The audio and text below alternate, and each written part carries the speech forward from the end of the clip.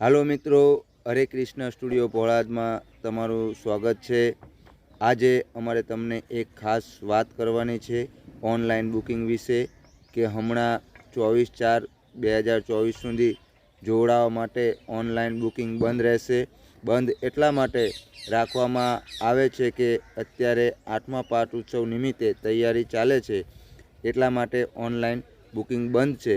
ફક્ત દર્દી વ્યસન અને સંતાન પ્રાપ્તિ અને દર્શન માટે ચાલુ છે, જેની ખાસ નોંધ લેવી મિત્રો।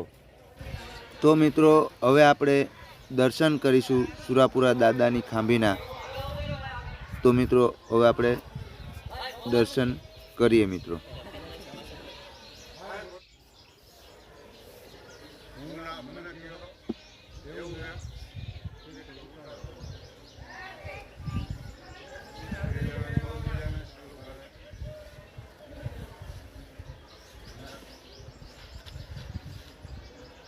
મિત્રો તમે જોઈ શકો છો કેટલા શ્રદ્ધાળુઓ અહીંયા દાદાના દર્શન કરવા માટે આવ્યા છે।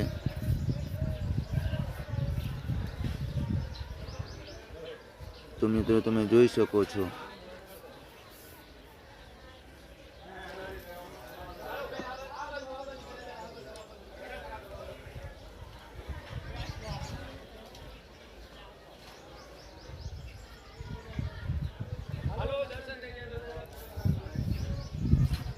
મિત્રો અહીંયા દાદાને તમે અરજી કરીને જાઓ અને મિત્રો શ્રદ્ધાથી ઘરે તમે અગરબત્તી કરશો તો પણ તમારું કામ થઈ જશે મિત્રો। હાલો મિત્રો, મારે બીજી પણ એક વાત કરવી છે તમને અગરબત્તી વિશે કે સુરાપુરા દાદાની અગરબત્તી ઘરે કેવી રીતે કરવી। તો મિત્રો પાણીયારે બેસવાનું, 2 અગરબત્તી પ્રગટાવવાની, 5 વાર દાદાનું નામ લેવાનું। નામ લીધા પછી તમારી કોઈ પણ સમસ્યા હોય તો ત્યાં વ્યક્ત કરી દેવાની। વ્યક્ત કર્યા પછી ઊભા થઈ ઘરના મેન દરવાજે બાર શાખ ઉપર જમણી સાઈડ લગાવી દેવાની મિત્રો। આ અગરબત્તી 21 દિવસ કરવાની અને 21 દિવસ સુધી તમારું કામ થઈ જાય તો મિત્રો 21 દિવસે આવીને દર્શન કરી જવાના। મિત્રો હવે મેં તમને અગરબત્તી વિશે પણ માહિતી આપી દીધી છે, તો મિત્રો આ વિડીયોમાં બન્યા રહેજો। ટૂંક જ સમયમાં હું તમને દાનબા બાપુના દર્શન કરાવીશ અને દાનબા બાપુનું પ્રવચન પણ સંભળાવીશ, તો આ વિડીયોમાં બન્યા રહેજો।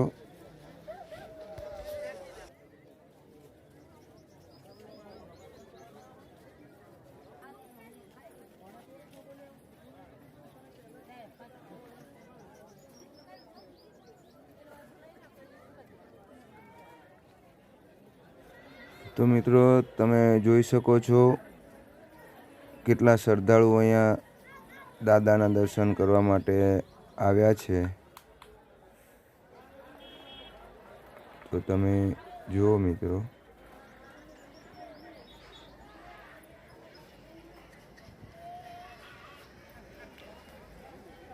એ શ્રીફળ ક્યાં વધેરવાનું છે તે હું તમને બતાવીશ, તો તમે જુઓ આ શ્રીફળ વધેરવાનું છે। હવે આપણે આગળ જઈશું મિત્રો।